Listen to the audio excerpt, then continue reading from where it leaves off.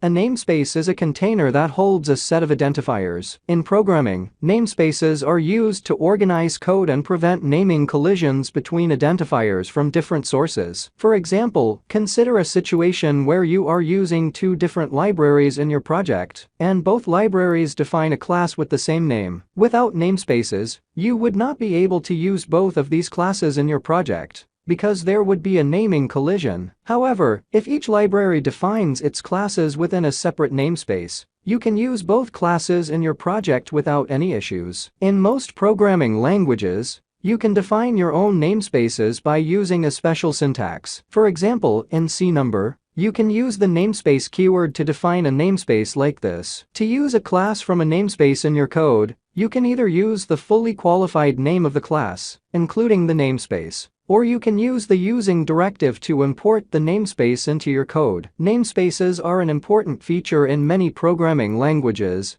as they allow you to organize your code and prevent naming collisions. They are particularly useful in large projects where there may be many different classes and identifiers, as they help to keep the code organized and easy to understand.